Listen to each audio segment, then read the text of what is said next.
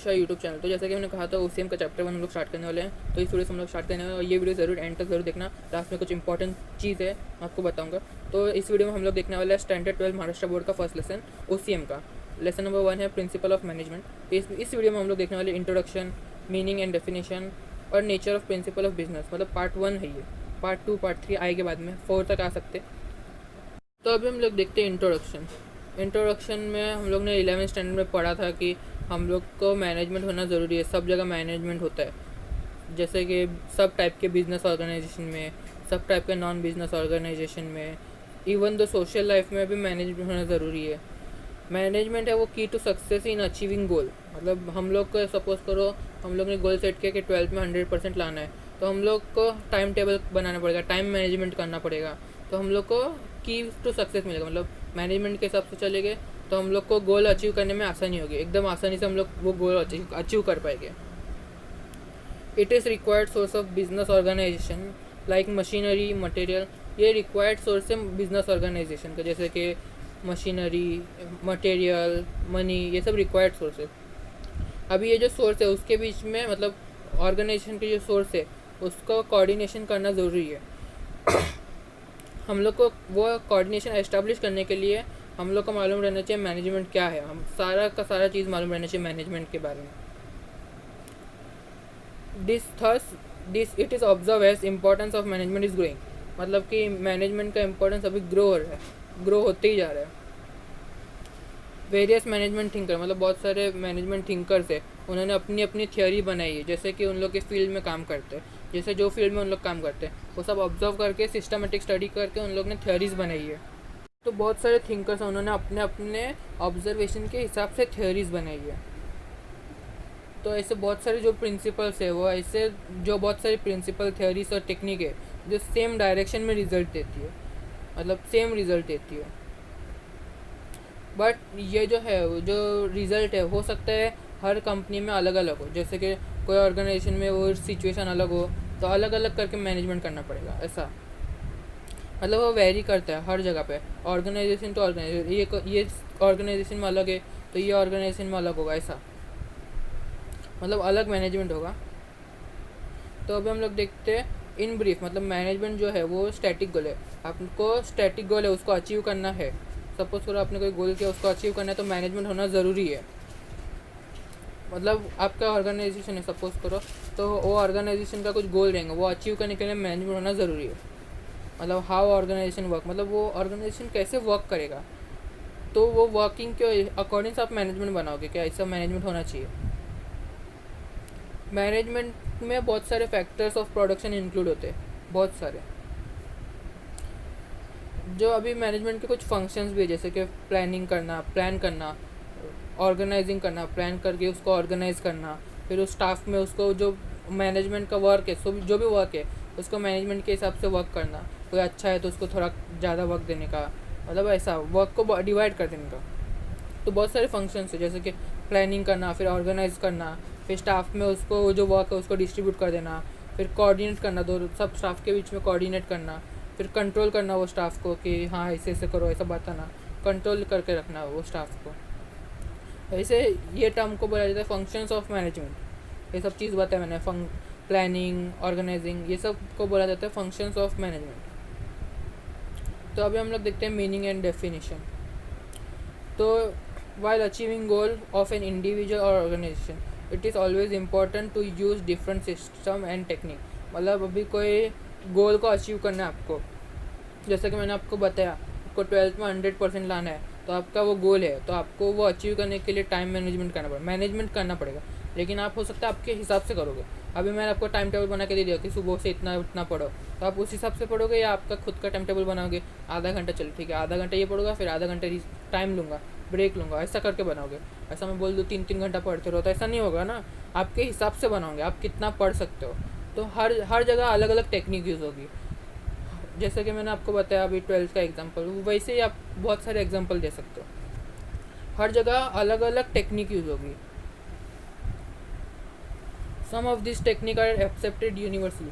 मतलब कुछ टेक्निक है वो यूनिवर्सली एक्सेप्टेबल है। जैसा कि मैंने आपको 12th का एग्जांपल बताया, तो अभी बहुत सारे स्टूडेंट ऐसे हैं जो 45 मिनट तक पढ़ते हैं और 15 मिनट का ब्रेक लेते हैं। मतलब 1 घंटा पूरा नहीं पढ़ते, 45 मिनट प्लस 15 मिनट ऐसा। मतलब जो ये है यूनिवर्सली एक्सेप्टेड है, 45 मिनट पढ़ोगे फिर 15 मिनट का ब्रेक लेना पड़ता है ऐसा। तो ये यूनिवर्सली एक्सेप्टेड है। अभी ये आप नहीं लिख सकते एग्जाम में, लेकिन मैं सिर्फ एग्जांपल के लिए बता रहा हूँ कि ये सब टेक्निक यूनिवर्सली एक्सेप्टेड है।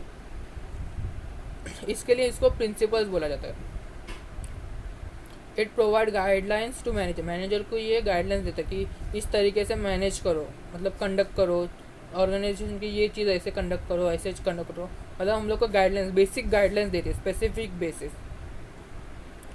It help the manager to take effective decision, मतलब कि एकदम अच्छे से करेक्ट डिसीजन लेने में मदद करता है। ये गाइडलाइंस, जो भी गाइडलाइंस है वो अच्छे से डिसीजन लेने में मदद करते हैं, और वो मैनेजमेंट को फॉलो करके शायद हो सकता है जल्दी वो गोल और अचीव हो जाए, वो जो भी गोल है अपना। जैसे कि मैं आपको गाइडलाइंस दूँ कि इतना इतना पढ़ो, तो आप उसके हिसाब से नहीं पढ़ोगे, आपका टाइम टेबल बनाओगे और फिर वो अचीव करोगे गोल। अभी मैं बताऊंगा कि पूरा दिन पढ़ते रहो, ऐसा नहीं होगा। आपने आपका टाइम टेबल बनाया, स्पेसिफिक बेसिस बोल दिया, मैंने बोल दिया चलो 45-15 करो, या फिर आप हो सकते हो अगर आपको इतना नहीं पढ़ सकते तो आप अपने हिसाब से टाइम टेबल बनाओगे। जैसे कि मैंने आपको बताया, तो आप अपने हिसाब से टाइम टेबल बनाओगे। मैं बोलूँगा इतना इतना पढ़ो तो उतना नहीं पढ़ोगे, आप सोचोगे चलो 15 मिनट पढ़ता हूँ फिर 2-3 मिनट का ब्रेक लूँगा, ऐसे आपके हिसाब से पढ़ोगे। मतलब जो मैंने गाइडलाइंस दी उसको फॉलो तो करोगे, लेकिन आपके हिसाब से फॉलो करोगे, सिस्टमेटिक वे में नहीं। आपका खुद का सिस्टम डेवलप करोगे और फिर उसके हिसाब से पढ़ोगे। तो वैसे ही मैनेजमेंट ऑर्गेनाइजेशन के अंदर भी होता है। लेकिन आप एग्जाम्पल में ये मत लिखना जो मैं बता रहा हूँ, ये सिर्फ एग्जाम्पल के लिए आपको बताया कि मैनेजमेंट कैसे होना चाहिए। तो अभी हम लोग देखते हैं डेफिनेशन, प्रिंसिपल का definition. Principle is defined as a fundamental truth और proposition that serve as a foundation for a system और बिलीफ और बिहेवियर और for a chain of reasoning. In simple word बताए, जो टेक्निक, जो सिस्टम हम लोग को सेम डायरेक्शन में रिजल्ट देते हैं उसको प्रिंसिपल बोला जाता है। ये प्रिंसिपल है वो यूनिवर्सली एप्लीकेबल है, मतलब पूरे यूनिवर्स में एप्लीकेबल है ये प्रिंसिपल।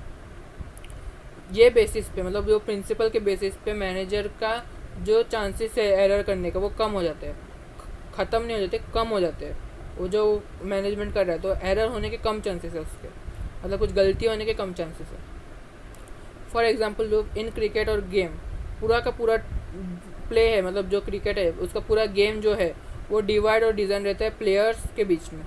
सपोज़ करो कोई प्लेयर है जो अच्छा क्रिकेटर है, तो उसको आप अच्छे से अच्छा, मतलब उसको स्टार्टिंग में दे दोगे या फिर बीच में कभी दे दो, वो अच्छा बैटिंग करता है। सपोज़ करो विराट कोहली, वो अच्छा बैटिंग करता है, उसकी क्वालिटी अच्छी है कि बैटिंग वो अच्छा कर सकता है, उसके कैपेबिलिटी के हिसाब से उसको काम दोगे, मैनेजमेंट करोगे। इन टर्म ऑफ मैनेजमेंट इसको बोला जाता है डिवीजन ऑफ वर्क, इसको डिवीजन ऑफ वर्क बोला जाता है। मतलब ये अच्छा खेल रहा है तो इसको अच्छा दे दो, अच्छा मतलब बैटिंग, सपोज़ करो विराट कोहली अच्छा बैटिंग कर रहा है तो उसको आप पहले बैटिंग दे दो, हाँ ये अच्छा बैटिंग कर रहा है, हम लोग को जीता सकता है, तो उसके हिसाब से, उसके कैपेबिलिटी के हिसाब से उसको काम दोगे। हाँ तू बैट्समैन बनेगा, अच्छे से बैटिंग कर रहा है, सबको चांस मिलेगा, लेकिन वो अच्छा कर रहा है तो हो सकता है वो उसको स्टार्टिंग में डाल दे, तो क्या सबसे बड़ा गोल सेट कर दे तो सामने वाली टीम हार जाए ऐसा। मतलब उसके क्वालिटी के बेसिस के हिसाब से उसको काम दोगे। कोई वर्कर है जो बहुत अच्छा काम करता है, उसके क्वालिटी के हिसाब से अच्छा वाला काम दोगे। अभी सपोज़ करो कोई ऑर्गेनाइजेशन है, उसके अंदर 3 तरीके के लोग हैं, एक बहुत अच्छा काम कर रहे हैं और एक कर लेता है, मतलब ठीक ठाक कर लेता है, और एक कुछ भी काम नहीं करता है।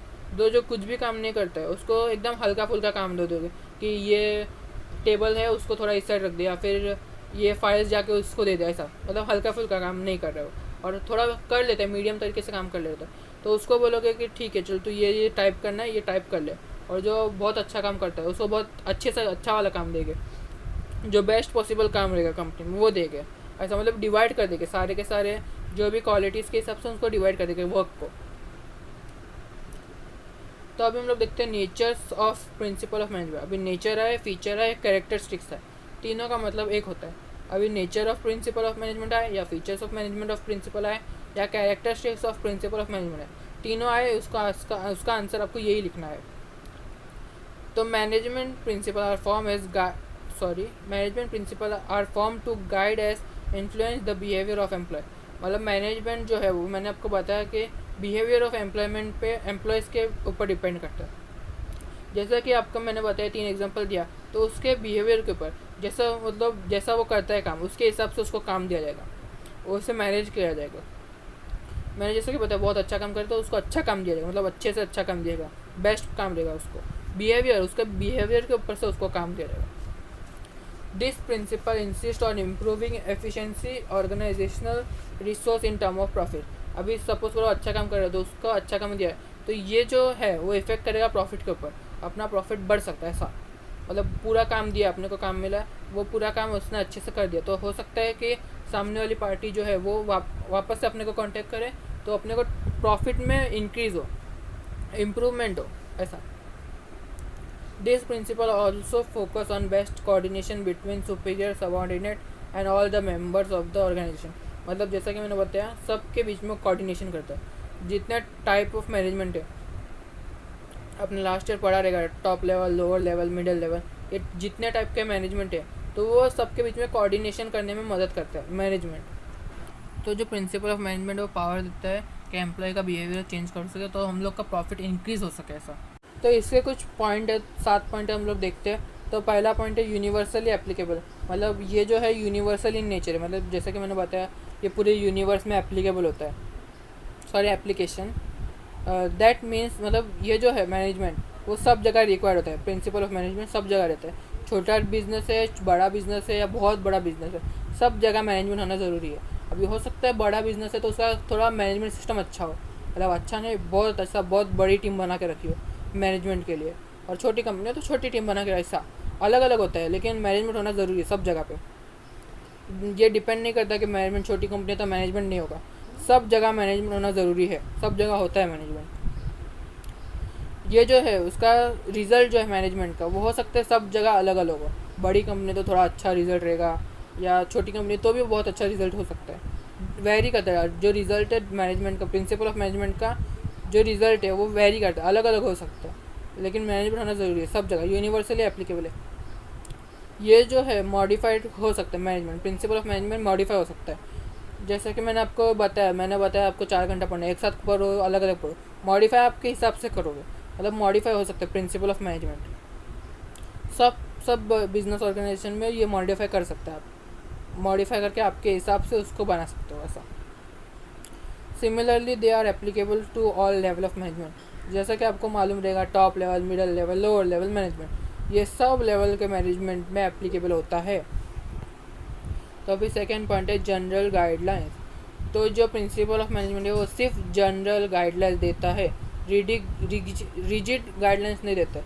मतलब जनरल गाइडलाइंस मतलब ठीक है ऐसा तो हल्का फुल्का ऐसा।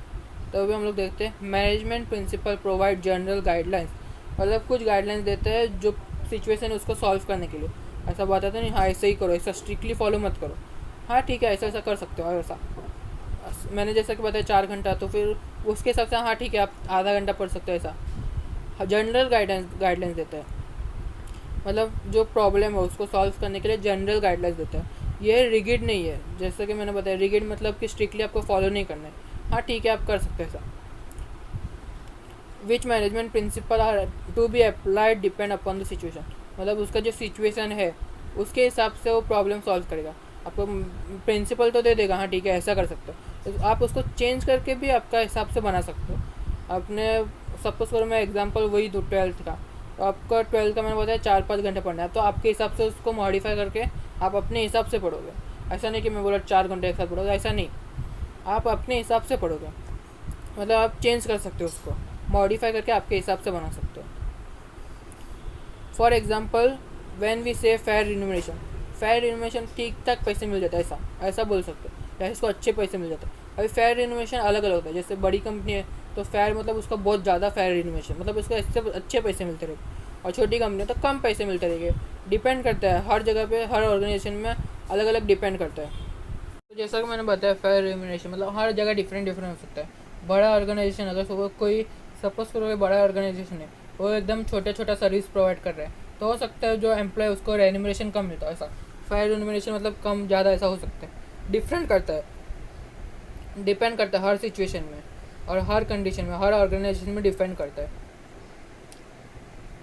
तो अभी हम लोग देखते हैं principle are form by practice and experiment. और जो प्रिंसिपल है वो एक सेकंड में नहीं बन गया, उसको लाखों सालों की मेहनत लगी है तो जाके वो प्रिंसिपल बने हैं। The management principle are develop gradually, gradually मतलब धीरे धीरे करके। स्लोली स्लोली बढ़े, मतलब बने हैं, धीरे धीरे करके बने, ऐसा रात भर में ये चुटकी भर के नहीं बन गए, मतलब बहुत सारा रिसर्च किया गया उसके बाद ये बने गए principles. Systematic observation and experiment are conducted, मतलब सिस्टमेटिक ऑब्जर्वेशन किया गया, कुछ एक्सपेरिमेंट कंडक्ट किए गए और फिर उसको सिस्टमेटिकली ऑब्जर्व किया गया, हाँ ये कंडीशन में ऐसा हो रहा है, तो ऐसा ऑब्जर्व करने के बाद ये प्रिंसिपल बने गए। तो जो रिजल्ट है कुछ सिचुएशन में सेम आते हैं, कुछ सिचुएशन में अलग आते हैं। The result of such experiment have been develop as a principle, जो ये रिजल्ट है उसका एक्सपेरिमेंट का रिजल्ट है उसको ही प्रिंसिपल बना दिया। उसको प्रैक्टिस करने के बाद बहुत सारे ऑर्गेनाइजेशन में उसको प्रैक्टिस किया गया और फिर उसको प्रिंसिपल बने गया। फ्लेक्सिबिलिटी, मतलब ये जो प्रिंसिपल है आप उसको मॉडिफाई कर सकते हो, ऐसा सिंपल बोले तो। Management principle are flexible in nature, जैसा कि मैंने बताया फ्लेक्सिबल है, मतलब कि आप उसके हिसाब से आपके हिसाब से मॉडिफाई कर सकते हो। It means they can be change और modify according to their situation, उसके सिचुएशन के हिसाब से उसको मॉडिफाई कर सकते हो, जैसा कि मैंने बताया। Manager can be flexible while implementing principle to suits the requirement, मतलब कि मैनेजमेंट को भी फ्लेक्सिबिलिटी मिलती है कि हाँ ठीक है इसको मैं थोड़ा सा चेंज करके ऐसा बना सकता हूँ, ऐसा मैनेजर्स को भी फ्लेक्सिबिलिटी मिलती है कि हाँ ठीक है मैं ये प्रिंसिपल को इम्प्लीमेंट ऐसे तरीके से करूँ, ऐसा। The business situation keep on changing, मतलब जो सिचुएशन है वो हर समय चेंज होते रहते हैं, ऐसा। Management principle can be adjusted और मॉडिफाई, मैनेजमेंट जो प्रिंसिपल है वो एडजस्टेड और मॉडिफाई किया जा सकता है उसके कंडीशन के हिसाब से, सिचुएशन के हिसाब से। ऑर्गेनाइजेशन में जो सिचुएशन है उसके हिसाब से मैनेजमेंट प्रिंसिपल चेंज किए जा सकते हैं। अभी हम लोग देखते हैं बिहेवियर इन नेचर, मतलब मैनेजमेंट बोला जाए तो ये ग्रुप एक्टिविटी है, ये हम लोग मतलब एक गोल को अचीव करना है तो उसके लिए हम लोग एक्टिविटी बनाएंगे और वो ग्रुप में डिवाइड कर देंगे, ऐसा। तो ह्यूमन ब्रेन का बहुत सारे ग्रुप, मतलब इंसान का ही ग्रुप बनेंगे और ऑब्वियस सी बात है, तो ये जो ह्यूमन का बिहेवियर है उसके ऊपर डिपेंड करता है। बिहेवियर इन नेचर इसका मतलब यही होता है कि ह्यूमन के बिहेवियर के ऊपर डिपेंड करता है। अभी आपका कोई बिहेवियर ऐसे किसी को काम दिया जो मतलब काम नहीं करता है तो वो नहीं होगा, वो गोल अचीव नहीं होगा जल्दी से। ऐसा किसी को दिया जो अच्छे से काम करता है तो ये गोल जल्दी अचीव हो सकता है, ऐसा। Management principle are design and influence human being, मतलब कि मैनेजमेंट प्रिंसिपल डिज़ाइन ही इसके लिए किया गया है कि इन्फ्लुएंस कर सके ह्यूमन बीइंग को। इन्फ्लुएंस का मतलब होता है power to change behaviour of a human being. Principle, this principle control a group of person, मतलब जो प्रिंसिपल है वो ग्रुप ऑफ पर्सन को क्या बोलते हैं, डायरेक्ट करता है, कंट्रोल करता है, कंट्रोल करता है ग्रुप। ये जो प्रिंसिपल है ये कंट्रोल करता है वो पर्सन्स को, मतलब जो ग्रुप बना है उस ग्रुप को कंट्रोल करता है और उनको डायरेक्ट करता है कि ऐसे ऐसे करके ऑब्जेक्टिव अपन अचीव कर सकते हैं, ऐसा। तो अभी है causes and effect relationship. Principle of management are base for taking decision, और प्रिंसिपल ऑफ मैनेजमेंट है वो बेस है डिसीजन मेकिंग में। आपको डिसीजन लेना है तो प्रिंसिपल ऑफ मैनेजमेंट देखना पड़ेगा कि हाँ ठीक है ये सिचुएशन है तो ऐसा डिसीजन ले सकता है, ऐसा। दे डिटरमाइन द कॉज और रीज़न फॉर पर्टिकुलर इफेक्ट, मतलब वो डिटरमाइन करते हैं कि इसका कॉज, सपोज करो ऐसा किया तो ऐसा क्या होगा आगे, ऐसा डिटरमाइन करते हैं कि सपोज करो मैं ये मैनेजमेंट अप्लाई कर दूँ तो फिर आगे इफेक्ट क्या होगा उसका, हम लोग को रिजल्ट क्या मिलेगा, वो डिटरमाइन करता है। फॉर एग्जाम्पल दे तो payment of good wages and incentive helps in increasing the output of worker और making effective advertisement increase the sale of product, मतलब अभी बहुत सारा अच्छा सा एडवर्टाइजमेंट कर लिया तो उसका सेल तो कर दिया आपने, एडवर्टाइज करके सेल कर दिया, अगर वो प्रोडक्ट में दम होगा तो वो वापस से आएगी, जो पब्लिक है वो वापस से ख़रीदने आएगी। जो भी प्रोडक्ट है, सपोज करो कोई अच्छा प्रोडक्ट है उसका आपने एडवर्टाइजमेंट कर दिया, आपने मतलब लोगों ने ख़रीद भी लिया और फिर अगर उसको अच्छा लगा तो वो वापस आएगा ख़रीदने के लिए। अगर कोई प्रोडक्ट में दम नहीं है, कुछ प्रोडक्ट में कुछ दम नहीं है, वो आपने एडवर्टाइजमेंट कर लिया, लोगों ने ख़रीद भी लिया तो फिर वो वापस नहीं आएगी। और अगर अच्छा निकला तो आप वो जो पर्सन है वही आपका एडवर्टाइजमेंट बन जाएगा, एडवर्टाइज़र बन जाएगा। अब मैं एक और इसका एग्जांपल दूँ तो आप सपोज़ करो आपने आपके एक दोस्त को मारा तो उसका इफ़ेक्ट क्या होगा, क्या वो आपको मारेगा, क्या वो दुखी हो जाएगा या आपसे बात नहीं करेगा, तो मतलब ये होता है कॉज एंड इफेक्ट रिलेशनशिप। तो अभी हम लोग देखते हैं all principle are of equal importance. मतलब कि सब जो प्रिंसिपल है उसको इक्वल इम्पोर्टेंस मिली गई है। Those are to be practice simultaneously to get the best result. मतलब ये जो है वो साइमल्टेनियस है, मतलब बोले तो एक के बाद एक करना चाहिए, अप्लाई करना चाहिए। जो प्रिंसिपल है वो एक के बाद अप्लाई करना चाहिए रिज़ल्ट लेने के लिए, बेस्ट रिज़ल्ट लेने के लिए। वो तो क्या एक के बाद एक अपन करेंगे तो क्या बेस्ट रिज़ल्ट आ सकता है ऐसा। In specific principle is focus in any specific principle is focus for more and other are not followed in with same focus, then it affect the working of organization। अगर ये सही से follow नहीं किया गया, मतलब आपके मॉडिफाई वगैरह कर लिया लेकिन एकदम अच्छे से मॉडिफाई नहीं किया, तो हो सकता है ये वर्किंग ऑफ ऑर्गेनाइजेशन को अफेक्ट कर दे, डूब जाए कंपनी, ऐसा कुछ हो सकता है ऐसा। तो management principle are the principle of social science. यह जो प्रिंसिपल है ये प्रिंसिपल है सोशल साइंस का। The nature of principle of management is not absolute like pure science. मतलब प्योर साइंस बोले तो साइंटिफिक वे में बोले तो एकदम परफेक्ट है। अभी आपने कोई मैथ्स का फॉर्मूला देखा तो वो फार्मूला लगाने के बाद आंसर आते हैं। अभी जो मैनेजमेंट है वो अलग रहता है, आप आपके हिसाब से मॉडिफाई कर सकते हो उसको, आपके रिक्वायरमेंट के हिसाब से उसको मॉडिफाई कर सकते हो। ज़रूरी नहीं है कि सेम टू सेम आपने अप्लाई कर दिया, आपके रिक्वायरमेंट के हिसाब से उसको मॉडिफाई करके फिर अप्लाई करोगे ऐसा। तो जैसा कि मैंने बताया था लास्ट में कुछ बताऊंगा, तो वो मेरी वेबसाइट है, नीचे लिंक डिस्क्रिप्शन में दिया है, आप यहाँ जाओ और फिर आपको यहाँ पे क्विज़ मिलेंगे OCM के। तो देखो यहाँ पे स्टैंडर्ड 12 पे सिलेक्ट करने के बाद आपको OCM सिलेक्ट करना है, या फिर आप यहाँ पे सीधा आ जाओगे। अगर सिर्फ स्टैंडर्ड 12 सिलेक्ट करोगे तो यहाँ पे आप OCM पे क्लिक कर सकते हो। तो वो क्लिक करोगे ना तो देखो कुछ ऐसा इंटरफेस आएगा, थोड़ा लोड हो रहा है ये, और देखो ये ऐसा कुछ इंटरफेस आएगा। आप सीधा यहाँ से भी OCM सिलेक्ट करोगे तो भी वही आएगा, और सीधा डायरेक्ट भी यहाँ पे आओगे तो भी वही पेज ओपन होगा। मतलब दोनों के लिए एक ही पेज ओपन होगा। तो फिर यहाँ पे नीचे आना है आपको, देखो, हाँ देखो यहाँ पे नीचे आना है, फिर यहाँ पे एनरोल पे क्लिक करना है। एनरोल पे क्लिक करने के बाद आपको देखो यहाँ पे लॉगिन करना पड़ेगा, लेकिन आप नए यूज़र हो तो रजिस्टर करो। रजिस्टर पे यहाँ पे आपका नाम डाल दो, सपोज़ करो ये मैं यहाँ पे कुछ भी नाम डालता हूँ, और यहाँ पे कोई आपका ईमेल डाल दो, क्यों करके वहाँ पे लिंक आएगा। तो ईमेल डालने के बाद रजिस्टर कर दो। तो अभी रजिस्टर के लिए आपको ईमेल आएगा, देखो यहाँ पे लिखा हुआ है registration complete, check your email. तो अभी यहाँ पे देखो ये मेरा ईमेल खुल गया। तो ईमेल थोड़ा टाइम लगता है, 2-3 मिनट लगते हैं ईमेल आने को आपको। तो देखो यहाँ पे ईमेल आ चुका है। अगर यहाँ पे नहीं रहेगा तो आपके स्पैम में चेक कर सकते हो, शायद कभी कभी स्पैम में भी चला जाता है। तो देखो यहाँ पे ईमेल आ चुका है, तो इस पर खाली क्लिक करना है, और देखो यहाँ पे ये लिंक पे क्लिक करोगे तो देखो आपको पासवर्ड के पेज पे चला जाएगा ये। तो थोड़ा टाइम ले रहा है ये डिपेंड करता है आपके नेट के स्पीड के ऊपर। तो देखो अभी ये लोड हो रहा है, तो देखो अभी तक ये लोड नहीं हो रहा है, कुछ तो प्रॉब्लम हो गया है। तो देखो अभी ये थोड़ा टाइम ले रहा है ये।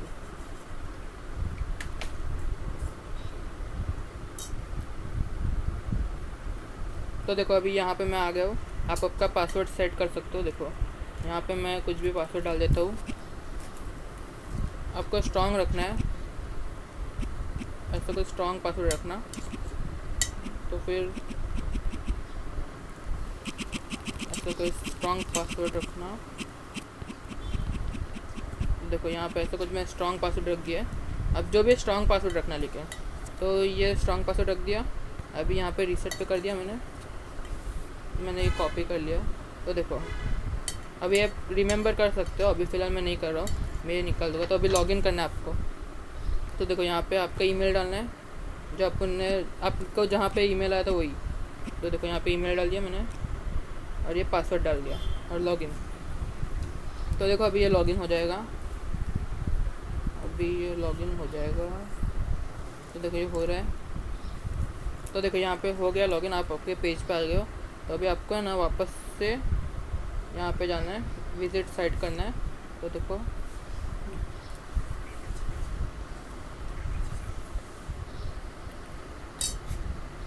देखो यहाँ पे वापस आप आ चुके हो। तो आपको सिंपली वापस से OCM पे सिलेक्ट करना है। अभी थोड़ा टाइम ले रहा है, या फिर आप है ना यहाँ पे 12 यहाँ पे भी है, यहाँ पे रीड मोर करके आप डायरेक्ट वहाँ पे जा सकते हो वेबसाइट पे। तो देखो अभी ये हो रहा है लोड। बहुत टाइम ले रहा हूँ भाई। देखो यहाँ पे आ गया हो OCM एनरोल।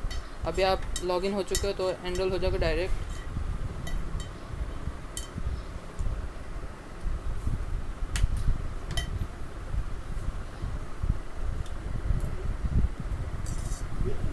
तो देखो ये हो गया लॉगिन। तो आप यहाँ पे जाके आप ले सकते हो। यहाँ पे देखो ये वाला प्रैक्टिस क्विज़ है, तो आपको ये पहले वाले में आपको ये वीडियो मिल जाएगा जो आप देख रहे हो, और यहाँ पे प्रैक्टिस क्विज़ है, तो आप कंटिन्यू कर सकते हो या फिर डायरेक्ट यहाँ पे क्विज़ पे जाके सॉल्व कर सकते हो। तो देखो यहाँ पे मैं क्विज़ दिखा भी देता हूँ कि आप यहाँ पे स्टार्ट करके क्विज़ स्टार्ट कर सकते हो। तो देखो यहाँ पे